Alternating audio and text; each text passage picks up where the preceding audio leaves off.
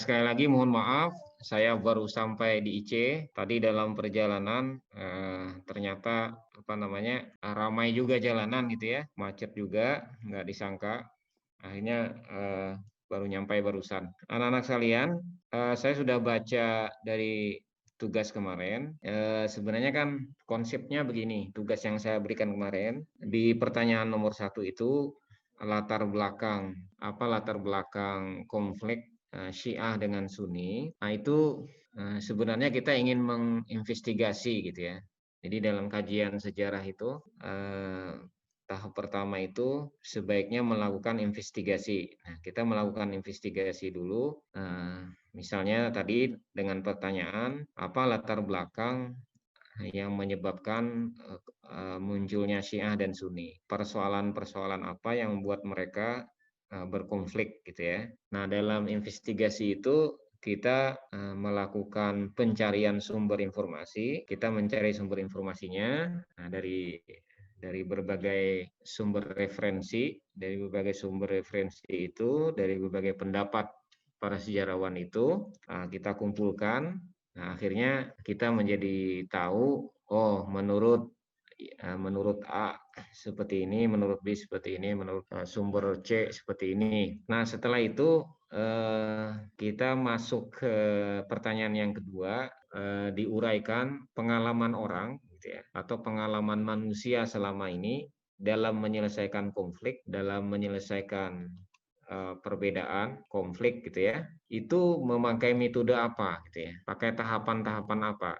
Nah, apa yang biasanya mereka pakai untuk menyelesaikan sebuah konflik. Nah, ini yang saya sebut dengan kita mencari makna, mencari makna. Jadi langkah pertama investigasi, langkah kedua mencari makna, mencari tahu, mencari pengetahuan yang punya makna, bermakna. Nah, di langkah yang ketiga itu kita menerapkan penerapannya. Jadi konsep-konsep atau metodologi yang kita pelajari tadi di langkah 2 dari sekian metode atau mekanisme atau tahapan konsep macam-macam itu dalam menyelesaikan konflik yang cocok diterapkan.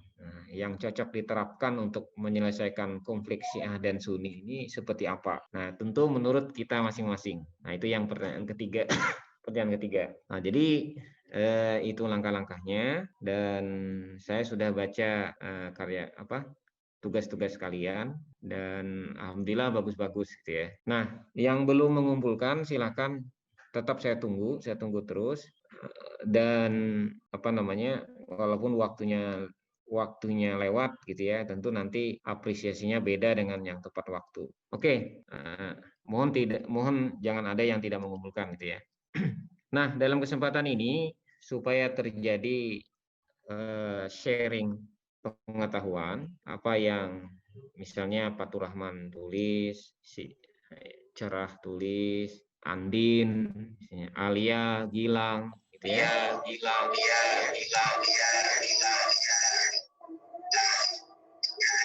Nah, apa yang ditulis itu kita share sekarang di sini, kita diskusikan di sini. Nah, jadi gitu ya pengantar awal diskusi kita dari saya. Jadi yang pertama, pertanyaan yang pertama dulu kita ingin jawab menurut masing-masing.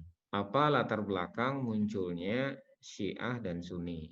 Dan dalam hal apa mereka berkonflik gitu ya. Nah, oke, siapa yang mau duluan? Saya ngurut aja ya. Nah, insya Allah kita berpahala membagi ilmu. Pertama yang paling kiri saya di layar nih, Fatur Rahman. Coba Fatur Rahman, apa kemarin yang ditulis di tugasnya? Ya, nomor 1 dulu. Ali diangkat de Khalifah. Ya, Muawiyah. Situ ya. Jadi awalnya itu setelah wafatnya Nabi itu ya, kepemimpinan ya, pergantian kepemimpinan setelah wafatnya Nabi ya. Oke. Bintang, coba Bintang. Oh, ini ada Bintang nih. Bintang sehat? Ya, Pak. Oh, coba Yang lihat nomor mukanya berapa, Bintang. Pak? Lihat Nomor wajahnya berapa? Bintang. Nomor berapa, Pak? Masih nomor 1. Oh, ya. Menurut Bintang gimana? Ya, sebentar ngomong dulu. Sebentar, Pak. Saya buka Ini dulu, Pak. Ya. Apa sih ini pelajaran SKI? Waduh. Tugas. Tadi kata Fatur Rahman, latar belakang munculnya Syiah dan Sunni itu ketika pembaiatan Abu Bakar, atau dengan bahasa lain apa namanya? Bahasa lain ketika suksesi kepemimpinan setelah Nabi wafat. Nah, itu sudah mulai. Nah, menurut yang Gilang baca gimana? Gilang Bintang, Pak. Bintang, maaf, Bintang. Menurut Bintang baca. Salah lagi ngomongnya. Kalau dari yang saya dapat itu Syiah karena eh, ada permasalahan khilafah di Nabi pas itu. Nah, mereka itu yang nolak Abu Bakar, Pak. Itu Nolak Abu Bakar sejak dan seterusnya. Hmm. Terus kenapa mereka kayak gitu? Karena ada 3 pendapat yang saya dapat. Kalau yang pertama tuh kalau kata mereka Ali itu orang yang menerima ajakan Rasulullah ketika menjalankan dakwah secara diam-diam, yang pertama. Terus yang kedua itu pas Islam menang di perang Khaybar, Rasulullah bilang, engkau adalah bagianku dan aku adalah bagianku, dan kau akan mewarisiku. Tuh. Terus yang ketiga itu ketika perang Tabuk, Rasulullah mempercayakan Ali menjadi pengawal utamanya. Itu sih, Pak, yang melatar belakangi Syiah. Terus kalau yang Sunni itu dia kayak kaum yang netral yang ngedukung Abu Bakar dan seterusnya itu, Pak. Udah. Oke. Saya pengen juga nih tahu pendapatnya. Bintang, makasih Bintang. Ya, Pak. Pendapatnya orang Sunni nih, orang Sunni yang disampaikan oleh Syiah itu sudah tepat apa belum? Apa enggak gitu ya? Menurut Sunni, pengangkatan Abu Bakar itu seperti apa? Pengangkatan kepemimpinan setelah Nabi wafat itu seperti apa dalam pandangan Sunni? Gilang, ayo Gilang. Saya, Pak. Ya. Gilang Irfan. Pengangkatan Abu Bakar menurut Sunni, Pak ya? Ya. Kok saya tidak itu, Pak ya? Belum baca yang itu. Kamu setuju pendapat Syiah tadi? Seperti itu? Iya. Oh, kamu setuju? Mestinya Ali, bukan Abu Bakar. Bener, Pak. Bingung, Pak. Coba, siapa yang mau berpendapat? Gilang masih bingung. Oke.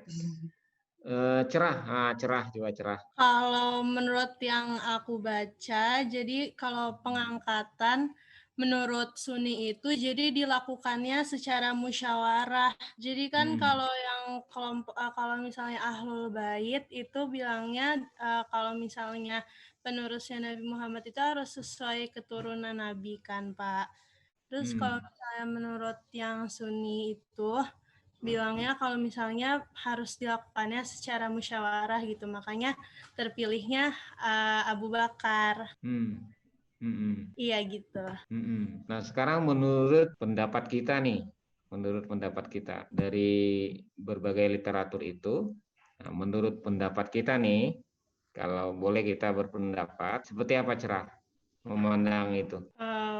Kalau menurut aku sih yang benernya gitu ya. Yang benernya. Kalau menurut aku sebenarnya yang bener itu musyawarah sih, Pak. Soalnya walaupun kita tahu Ali itu emang bagus gitu, Pak. Secara dia kan anak didiknya Nabi langsung gitu. Apa sih yang nikahnya kan sama Fatimah juga. Tapi walaupun sebagus-bagusnya pemimpin, kalau misalnya emang rakyatnya nggak suka gitu, nggak dipilih, juga kan pasti bakal ada imbasnya gitu buat kepemimpinannya, Pak. Kayak pas udah Ali, kalau yang aku baca lagi, pas zamannya Ali jadi khalifah juga yang keempat itu, kan pemerintahannya juga banyak kayak apa ya, Pak, banyak masalah gitu kan, Pak. Dia dipojokin sana-sini, soalnya gara-gara itu dari awal emang pada nggak setuju gitu. Jadi titik tekannya pada musyawarah ya. Iya. Musyawarah kaum muslimin dalam memilih kepemimpinan ya. Iya. Artinya bahwa tidak ada wasiat Rasulullah gitu ya, atau hadis Nabi atau ayat Al-Quran yang menjadi pemimpin setelah Nabi itu harus dari keluarga Nabi, kan tidak ada ya. Yang ada hanya di Al-Quran itu wa amrukum syura Fa'amruhum syura bainahum gitu ya. Kalau kamu ingin memutuskan satu masalah, maka caranya yang paling bagus itu bermusyawarah. Nah, ada perspektif lain nggak kenapa kaum muslimin, mayoritas kaum muslimin saat itu memilihnya itu Abu Bakar, bukan yang lain itu, bukan Ali, bukan Utsman, bukan Umar itu yang pertama kali. Nah, Nadia tadi muncul. Coba Nadia, tadi sudah disampaikan oleh Cerah bahwa kaum muslimin waktu itu memilih Abu Bakar karena hasil musyawarah. Nah, jadi tidak seperti yang disampaikan oleh kelompok Syiah ya, tidak menerima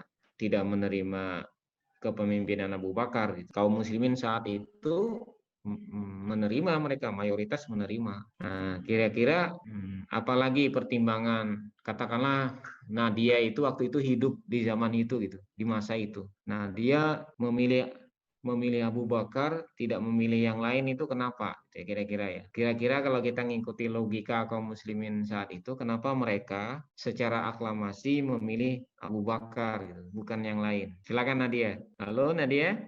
No comment. Nuridi coba, Nuridi open speaker. Oke, bagus. Nurwidi bagus. Benar. Ya. Ya Pak, yang Abu Bakar itu Pak.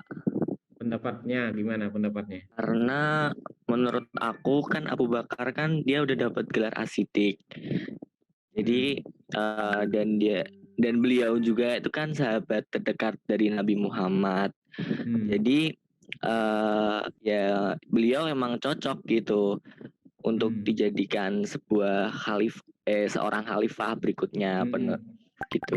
Jadi kalau kita investigasi mengikuti alur logika berpikir kaum muslimin mayoritas saat itu memilih Abu Bakar karena tadi Abu Bakar itu senior ya, dekat dengan Nabi, kemana-mana sama Nabi, As-Siddiq gitu ya. Nah, sebenarnya dengan Ali juga begitu. Hanya begini, kita nggak bisa memungkiri ya di masyarakat itu, kalau ada orang yang sama-sama mumpuni gitu ya, apalagi yang satu lebih bijak gitu ya, lebih pengetahuannya lebih dekat dengan Nabi dan usianya, senioritasnya. Jadi Abu Bakar itu hanya selisih 2 tahun lebih muda dari Nabi. Jadi kalau Nabi wafat usia 63 tahun, nah saat itu usia Abu Bakar 61 tahun. Nah sementara Ali selisih 30 tahun. Jadi saat Nabi wafat usianya masih kepala 30-an. Nah, jadi sangat masuk akal gitu ya. Sangat masuk akal waktu itu kaum muslimin, mayoritas kaum muslimin itu secara aklamasi memilih Abu Bakar tanpa tendensi apa-apa sebenarnya. Yang hanya mereka lihat secara emosional Nabi dekat. Ketika Nabi sakit, Nabi minta Abu Bakar untuk memimpin sholat. Kemudian kalau ada apa-apa dengan Abu Bakar karena dekat sekali gitu ya. Nah sekarang kita katakan sudah ketemu menginvestigasi itu. Nah sekarang yang dimasalahkan Syiah itu apanya gitu ya. Berarti kan gini. Jadi kalau kita baca sungguh-sungguh sebenarnya di kalangan umat Islam saat itu belum ada Syiah. Jadi mulai dari Abu Bakar, Umar, Utsman, itu belum ada Syiah. Belum ada pertentangan, mereka masih satu rumput, masih satulah, yaitu umat Islam, satu ukhuwah. Nah, konflik baru muncul ketika Khalifah Utsman terbunuh. Khalifah Utsman terbunuh oleh para pemberontak di luar Madinah yang kecewa dengan kepemimpinan Utsman yang dipandang nepotisme, KKN. Ada mengangkat para saudaranya jadi pejabat. Kemudian ada korupsinya, dituding, didakwa, diduga ada korupsi. Sehingga muncul pemberontakan dan ujungnya anarkis. Nah, Utsman terbunuh. Nah, setelah itu orang-orang membaiat membaiat Ali, termasuk para pemberontak. Bukan pemberontak ya, apa ya namanya? Kalau dari segi penguasa pemberontak. Kalau dari segi yang memberontak itu reformasi lah ya, yang ingin melakukan reformasi gitu ya, yang ingin melakukan reformasi atau lebih kerasnya melakukan revolusi gitu ya. Nah, mereka itu lalu mengangkat Ali bin Abi Thalib menjadi khalifah. Nah, ujung-ujungnya tadi seperti disampaikan oleh Fatur Rahman ya, ketika Ali terbunuh. Jadi Ali itu ketika diangkat menjadi khalifah tidak mulus kekuasaannya karena orang-orang terutama Bani Umayyah. Jadi kalau kalian lihat di struktur keluarga keturunan Bani Umayyah, itu Utsman bin Affan itu masuk di keturunan mereka di Bani Umayyah. Nah, jadi Muawiyah bin Abi Sufyan itu masih sepupuan dengan Utsman bin Affan. Maka ketika para reformer itu membunuh Utsman, para revolusioner itu membunuh Utsman, lalu membaiat Ali, maka keluarga besar Bani Umayyah itu tidak terima. Nah, dia menuntut pertanggungjawaban siapa yang membunuh keluarga mereka, sepupu mereka, yaitu Utsman bin Affan, yang statusnya khalifah dibunuh, gitu ya. Nah itu masalahnya. Nah, maka terjadilah perang Siffin, lalu terjadi perang Jamal. Perang Jamal juga begitu.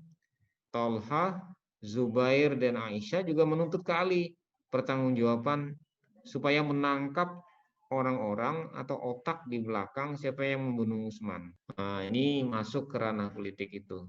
Nah, akhirnya pada akhirnya dilakukan arbitrase atau tahkim, dilakukan pengadilan arbitrase atas permasalahan kompleks itu, sehingga diputuskan Ali melepaskan jabatan, Muawiyah juga harus taruh jabatan gitu.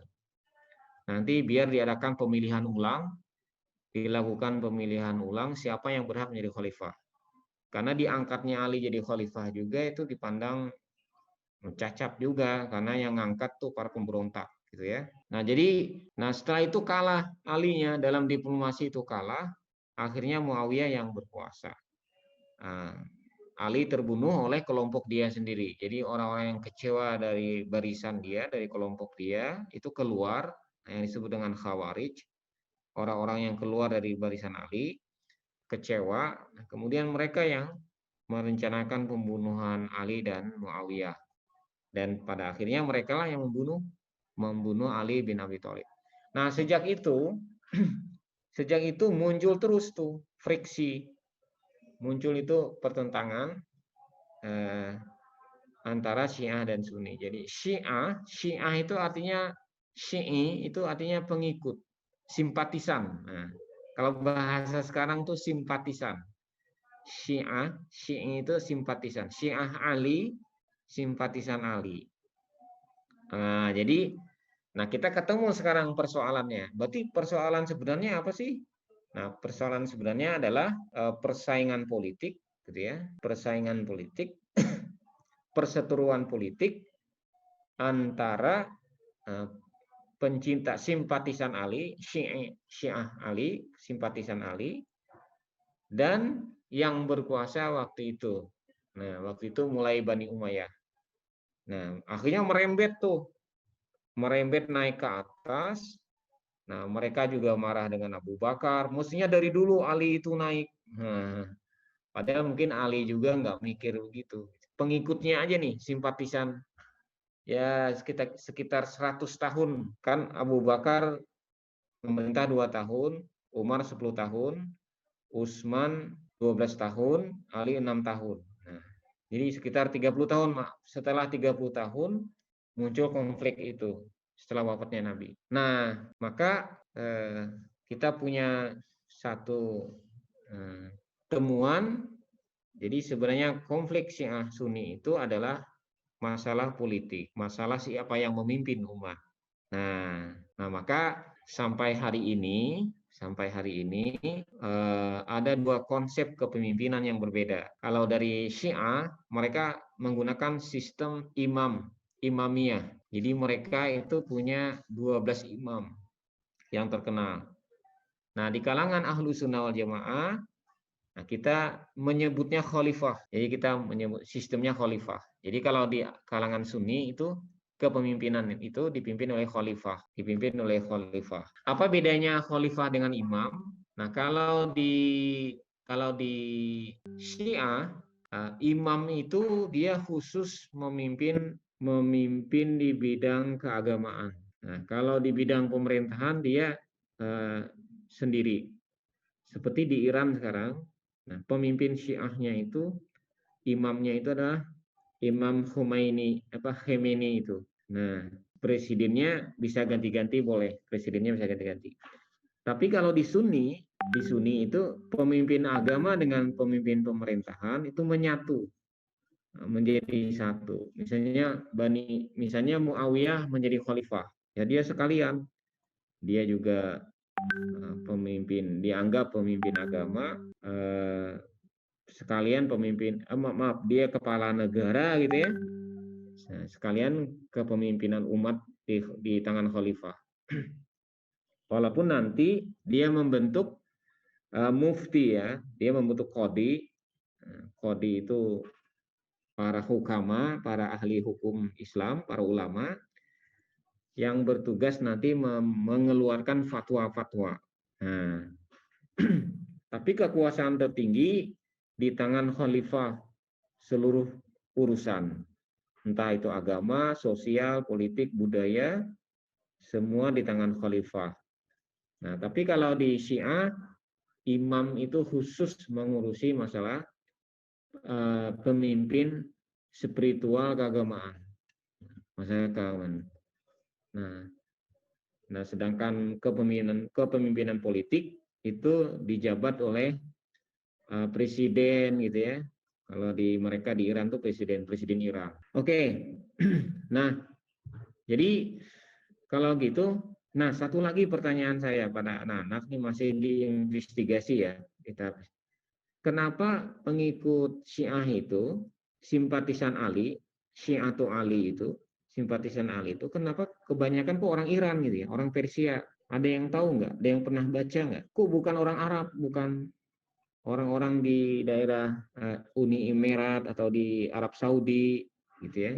Kenapa kok Syiah itu, simpatisan Syiah itu, orang Syiah itu kok di Iran gitu, di Persia banyak. Base camp-nya itu di sana. Nah, ada yang pernah baca nggak? Ayo, siapa boleh berpendapat? Hah? Saya belum pernah baca, belum tahu. Belum ya. Alfan, belum ya. Revolusi Iran bukan, Pak? Sebelumnya lagi, jauh sebelumnya lagi. Kenapa?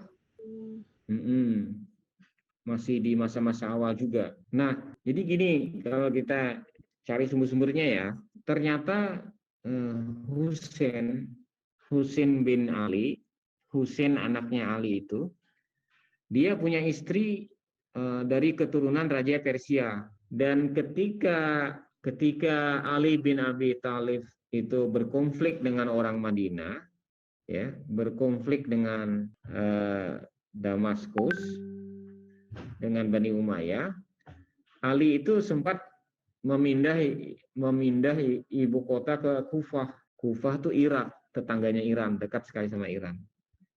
Nah, jadi dipindah ke Kufah sempat di sana karena menghindari peperangan ya sebenarnya ya. Dengan harapan dengan dipindah itu terjadi pendinginan suasana gitu ya, supaya dingin. Nah, ketika Hasan Hussein itu tinggal di sana, nah, menurut catatan sejarah Hussein anaknya Ali itu menikah dengan keturunan Raja Persia. Nah, dari keturunan istrinya orang Raja Persia itulah dia punya keturunan yang banyak. Jadi ada ikatan emosional dengan orang-orang Persia atau orang Iran. Nah, yang kedua, Bani Umayyah itu sangat Arab sentris. Nah, sangat Arab sentris sehingga nasionalismenya orang Persia itu muncul gitu. Nah, jadi orang Persia itu selalu bernostalgia, dulu dia dulu dia bangsa yang besar. Sebelum ada Islam, sebelum Arab berkuasa, sebelum ada Nabi Muhammad, mereka bangsa yang besar, Persia itu. Nah, begitu ada Nabi Muhammad,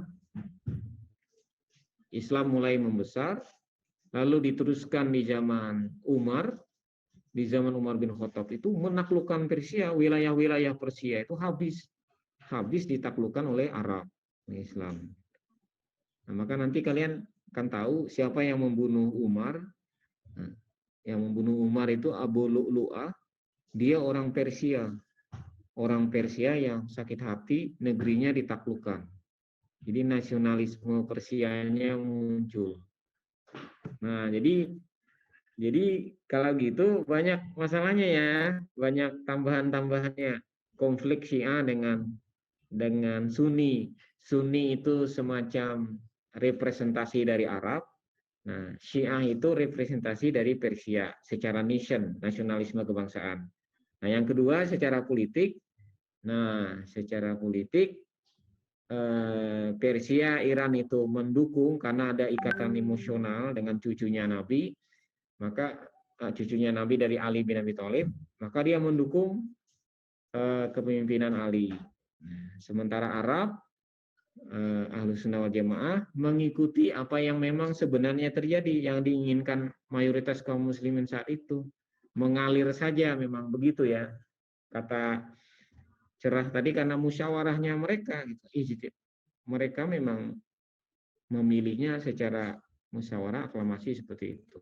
Nah, jadi seperti itu mungkin investigasi kita tentang konflik Syiah, munculnya Syiah dan Sunni. Jadi kalau menurut saya berdasarkan banyak sumber itu, jadi konflik itu justru dibesar-besarkan oleh generasi berikutnya gitu. Sementara di zamannya sendiri 30 tahun di zamannya Abu Bakar, Umar dan Utsman, di zamannya Ali sendiri hidup, itu belum ada Syiah kalian seperti itu. Tapi kalau disebut bibit perpecahan itu sudah mulai ada, nah itu saya setuju bibit perpecahan itu sudah mulai ada. Nah nanti dibumbui oleh ditambahin, dikomporin oleh nasionalisme tadi muncul, nasionalisme Persianya. Maka sampai hari ini kalau orang Syiah atau orang Iran itu naik haji ke Mekah, itu mendapat pengawalan khusus dari aparat keamanan Saudi, karena suka bikin rusuh biasanya. Sudah berapa kali kerusuhan waktu jamaah haji itu dipicu oleh jamaah haji asal Iran. Nah, maka aparat di sana itu selalu mengawasi dengan ketat, mendapat kawalan khusus ketika ada jamaah haji dari Iran. Di situ Iran kadang suka sebel gitu ya, suka sebel juga. Nah, bahkan Syiah tertentu dia ibadah hajinya di Iran, di tempatnya sendiri. Ini kita mau lanjut lagi bagaimana ya kalau putus ya? 1 minute again. Halo? Bebas, Pak.